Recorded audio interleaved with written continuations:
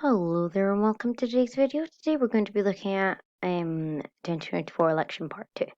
So our candidates just now will be now President Joe Biden, as his inauguration was yesterday, of him and our first female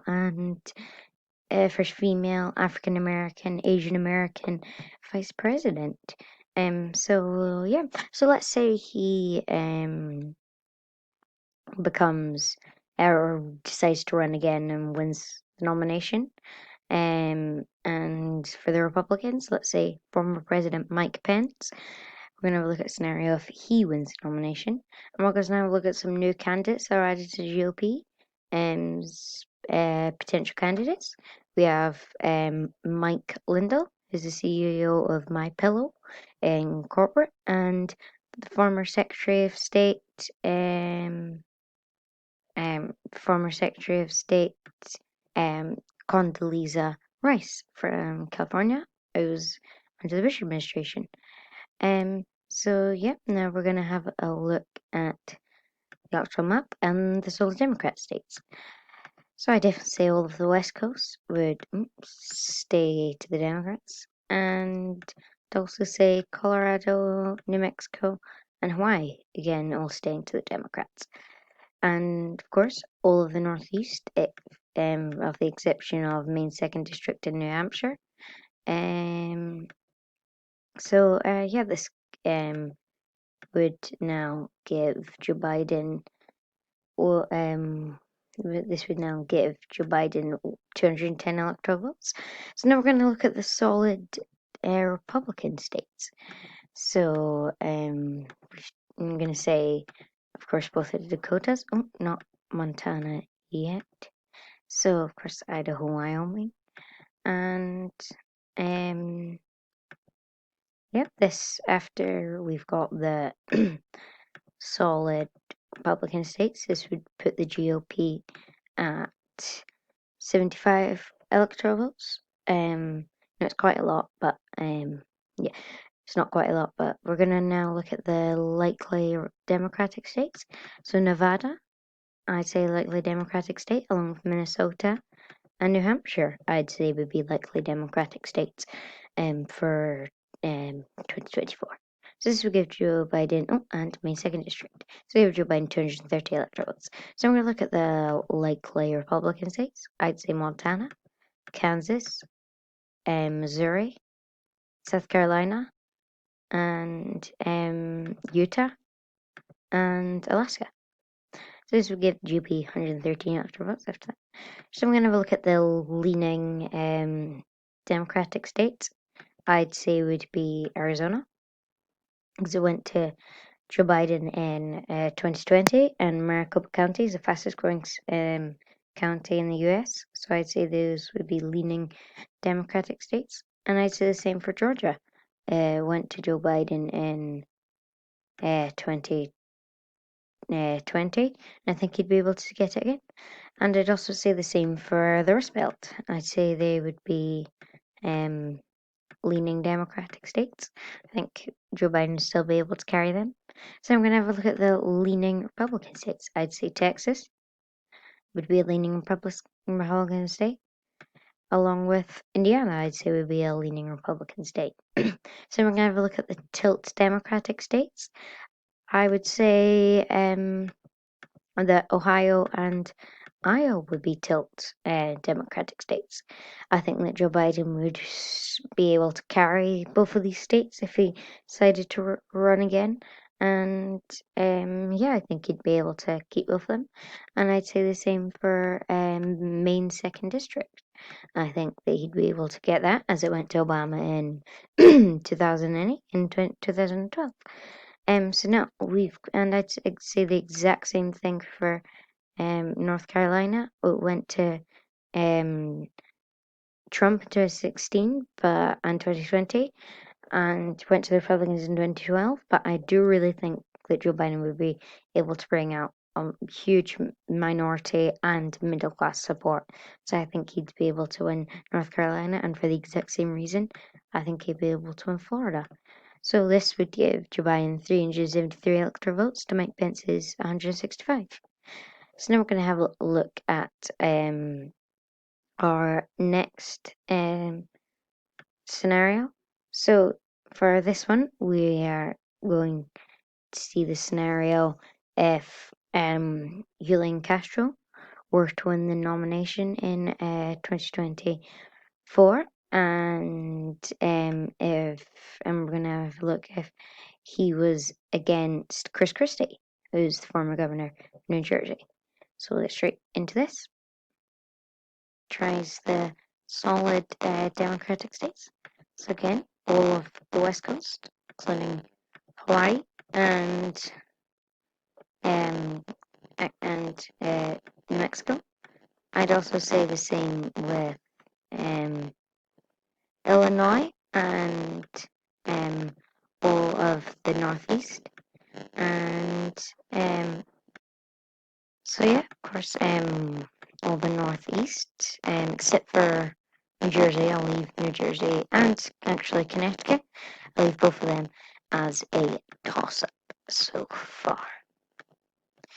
So yeah, here this puts Castro at 163 electoral votes to Chris Christie's 0 so far. So now we're going to have a look at the solid GOP states. So I definitely say so far all of the red wall would stay intact. So far, most of it, the majority of it.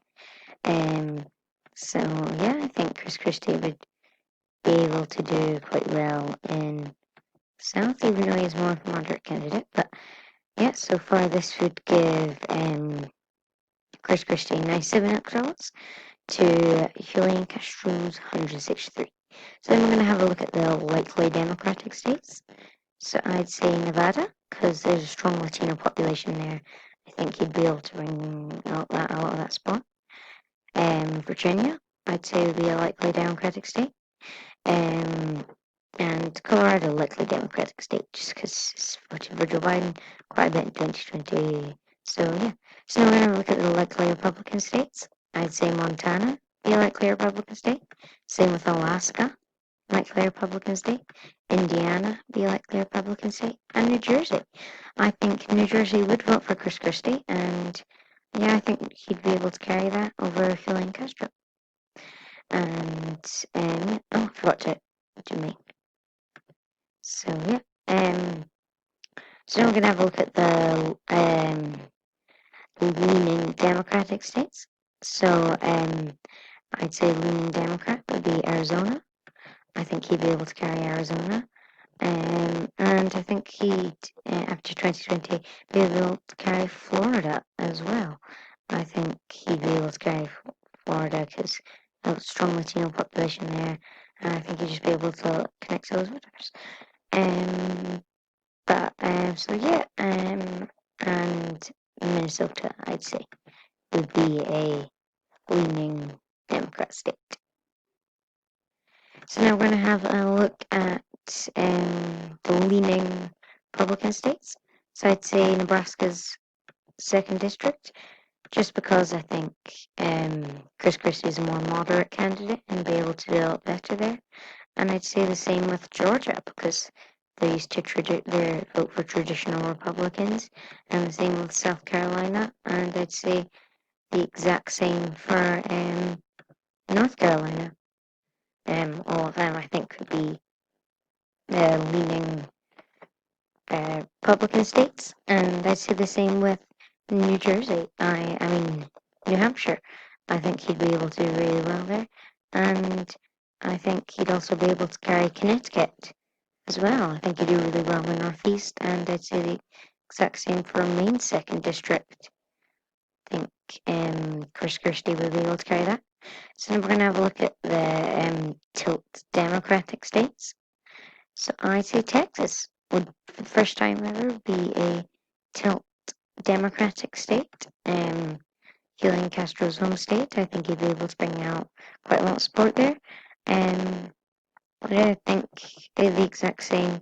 I think he'd be able to carry all of the, you know, all of the rust belts as well. So yeah, and then we're gonna look at the tilt Republican states. I'd say Iowa. I still think Chris Christie would be able to carry that. So yeah, this is the finished electoral map of this one. This gives Chris Christie 206 electoral votes to Helen Castro's 332. So as we come back for our third and final one, we're gonna have a look at if Cory Booker will run to the nomination, and if he were to face again, and if he were to face against versus Nikki Haley. So yeah, we're gonna get straight into this now. Solid Democratic states. Not Idaho. Would definitely be all of the West Coast and New Mexico. I'd say would be a solid Democratic state, along with all of the Northeast except for New Hampshire and Maine's second district. So yeah, so far this would give, and Illinois. So far this would give the Democrats 200 electoral votes. So I'm gonna have a look at the solid GOP states. I'd say would definitely be a lot of these states. I think would definitely be all solid GOP states. I think Nikki Haley would do exceedingly well in the South, as she's from South Carolina herself. So yes, we give the GOP 106 electoral votes. So then we're going to have a look at the likely Democratic states.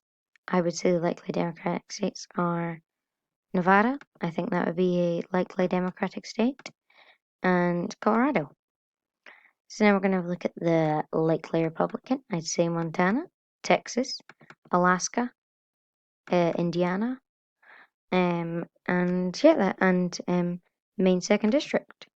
So yeah, that's it so far. So now we're going to have a look at the leaning Democratic states. I'd say New Hampshire. I mean Minnesota, and that's it so far. So now I'm going to look at the leaning Republican states. I'd say would be Nebraska's second district, and I'd say Iowa, Ohio, Florida, um, and North Carolina. I would say would be a leaning Republican state. And yes, and now we're going to look at the leaning or the tilt Democratic states. I'd say New Hampshire. I think Cory Booker could carry this narrowly, very, very narrowly. And I think he could carry Arizona very very, very narrowly. And I will come back to Georgia later because it depends on Cory Booker's who his running mate was, which in a second I might include to see who he picked, if he picked certain people as his running mate. And it depends on Nikki Haley's running mate. So if, say, Cory Booker were to pick, I'll come back to that later. So now we're going to look at the tilt Republican states. I'd say Wisconsin. Uh, I'd say Michigan, and I'd say Pennsylvania. I think Nikki Haley would be able to carry the Rust Belt quite easily. I think it would be quite close, but I still think she'd be able to carry it. So now coming back to Georgia. If Cory Booker were to have Stacey Abrams as his running mate, then yes, I definitely say that would go to him or tilt him. But say he had instead Hewley or I don't know, let's say I don't know, Tulsi Gabbard. I don't think he would. So I'm just gonna say Stacey Abrams is his running mate. So I'd say that Cory Booker would be able to carry that in Georgia.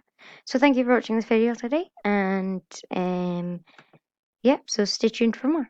Thank you.